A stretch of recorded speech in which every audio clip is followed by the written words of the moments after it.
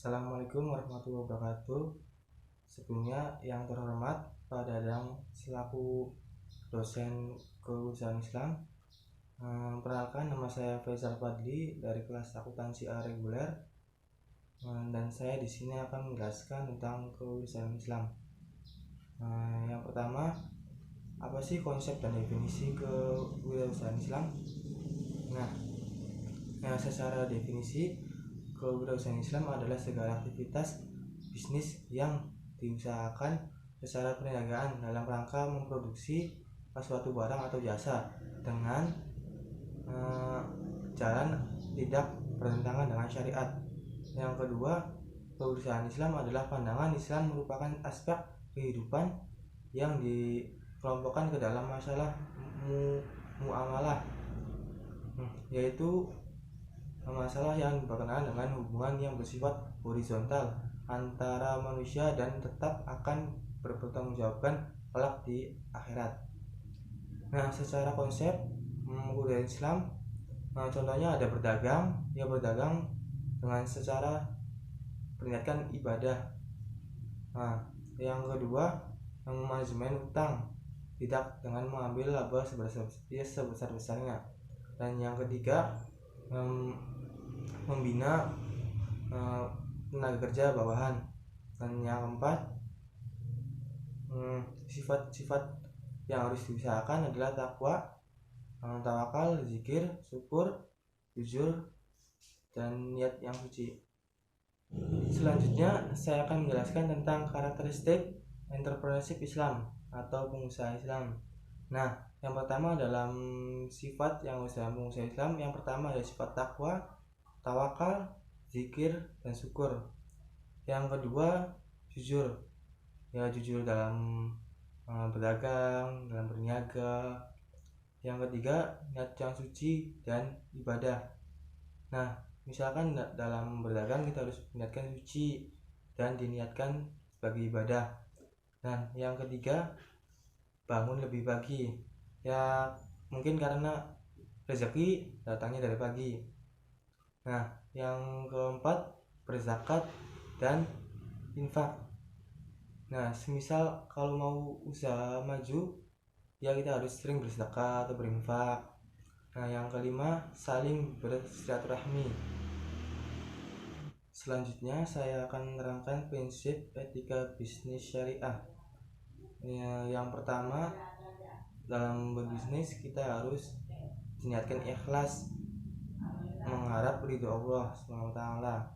Dan Rasulullah pun pernah bersabda bahwasanya segala amal perbuatan manusia itu tergantung dari niatnya.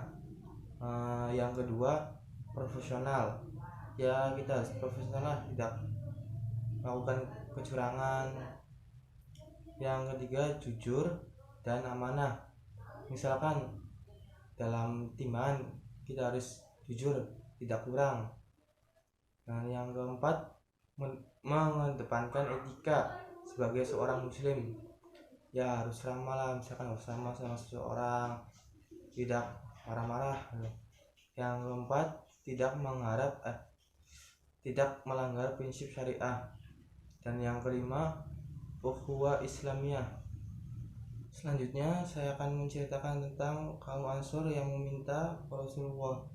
Pada suatu hari kaum Ansor yang datang pada Rasulullah meminta makanan. Rasulullah pun bertanya, "Hei kaum Ansor, apakah di rumahmu benar-benar tidak ada makanan sama sekali?" Kaum Ansor pun menjawab, "Tidak ada ya Rasulullah, adanya kain dan pakaian yang saya pakai." Rasulullah pun memerintah kaum Ansor suruh membawa pakaian tersebut. Setelah sampai, Rasulullah pun menjual kain kaum Ansor dengan harga 2 ihram. 2 ihram itu diberikan kepada kaum Ansor untuk 1 ihram untuk diberikan makanan dan minuman, dan 1 ihram lagi buat dibelikan kampak. Setelah belikan kampak, kaum Ansor pun datang kepada Rasulullah, dan Rasulullah pun memerintahkan ke kaum Ansor suruh mengupas kayu dan menjualnya. Rasulullah pun ujar, "Hai kaum Ansor, jangan datang ke sini setelah kayu itu terjual dalam waktu 16 hari." Nah, Rasulullah pun kemudian bersabda, ini lebih baik bagimu daripada engkau muncul pada hari kiamat dengan tanda di wajahmu yang menunjukkan engkau adalah seorang pengemis. Hadis riwayat Abu Daud dan Tirmizi. Itulah cerita tentang kaum Ansor yang meminta kepada Rasulullah. Dan yang terakhir saya akan menjelaskan mengapa alasan saya menjadi seorang entrepreneur dan rencana ke depan. Ya, yang pertama, lokasi ya bisa ditentukan sendiri, kerja pun dimanapun kalau menjadi pengusaha. Yang kedua, memberikan keleluasan waktu pun bisa diatur sendiri. Yang ketiga, penghasilan yang tidak batas. Ya, maksudnya keluar masuknya uang tuh ya terserah yang punya pengusaha gitu. Yang keempat, bebas mengembangkan ide apapun ya bisa dicerna, bisa dipakai, tidak menuju persetujuan. Nah, yang kelima, membuka ya kalau sudah tinggi ya kalau bisa membuka lowongan pekerjaan. Nah, rencana saya ke depan, nah saya sendiri hobi dalam memelihara unggas, ikan. Nah, saya sendiri bertujuan ke depan saya mau mengembangkan bisnis saya sebagai peternakan atau perikanan.